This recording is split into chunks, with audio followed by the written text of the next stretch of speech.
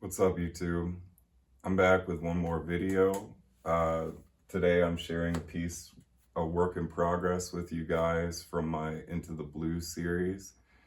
Into the Blue is all about embracing the unknown. In this piece, I'm doing something new with the background grid. You'll see I have two grids overlaying each other. Every piece thus far in the series features a navy background and a black grid. The black grid is parallel to the sides and is spaced at 2-inch intervals. This time I've added an additional gray grid spaced at 4-inch intervals. The grid is half the frequency because it's also half the light density, or it's a lot brighter. I didn't want to give it the same regularity as the black grid because it would become so busy if I had them at the same frequency.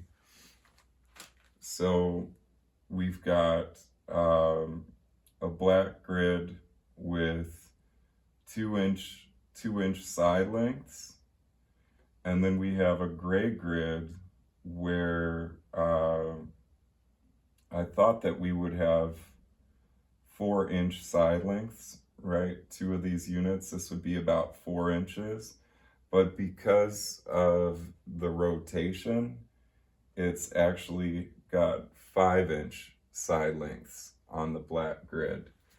So that was an unexpected feature of rotating the grid, and it makes sense because the rise over run and it's operating as a fractal. So we'll see in the center here, if we look at the hexagon created by the gray grid, the hexagon created by the black grid, it fits within it. And that's kind of what I mean by a fractal. It's the same shape, but it's rotated to the point where it fits inside it. And those lines, those intersections end up being exactly in the center of the side of the gray grid. So I hadn't anticipated this scale change. What excited me about having the two grids on top of each other was the idea that I could repeat the same pattern twice and have it rotated, and that rotation would keep the corners from overlapping with each other. The greater the density in terms of number of layers that I add to a piece also makes it that much harder to read, just like in relation to the frequency. But the other risk that I run if I start doing too much is that corners might cover each other up. And the corners are so powerful because the corners create implied lines. I think the real strength in the patterns are the corners and kind of the tension that's created by them. So if you start to overlap too many layers and you end up covering a nice corner that you made, all of a sudden you've lost that quality. So again, I'm excited by the idea that I can run the same pattern adjacent to itself without the corners conflicting. So in the case of this painting, I would like to do a diamond pattern. There's a couple different ways I could do diamond patterns, and so far in the series, I've only explored one of them. Most of the patterns that I've been working with are rotational, and with diamonds, you could have a straight pattern like a fishnet, right?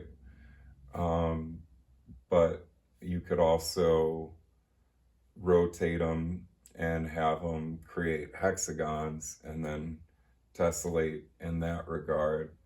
So my plan for this painting is to have a rotational pattern on the black grid where I have these diamonds and do a 3-color pattern, and then do the same with this. If one is primary, the other would be secondary. Do a 3-color pattern over top of it, and we will see what the result is. You know, part of the fun in doing paintings like this is the idea of fuck around and find out. So I don't always know how it's going to play out. There's a certain extent to which I might design on the computer or plan ahead so that I know what color is going where, and I can see how the pattern plays out. But I won't know what the result will look like in the context of the painting until I perform the action. So that is my plan for this one. I hope you guys have learned a little bit of something about the grid. For me, it was the scale change that I didn't anticipate. For some reason, I thought I would end up with the same side length and that these things would tightly fit over top of each other to the same scale. All the patterns I've been working with are 2 units. So each unit has a 2-inch gap in between them. So we're talking about a pattern with roughly a 4-inch side length. And in the case of the gray, it's actually going to have a 5-inch side length. So I'm curious, once I start to expand the pattern outward, what happens with the way the colors overlay. Because if I say start with the primary colors in the center and the secondary colors in between them, they may not align in the same way as the pattern expands out from the center. So that is the unknown that I will be delving into, and thank you for joining me on this journey. Enjoy your day.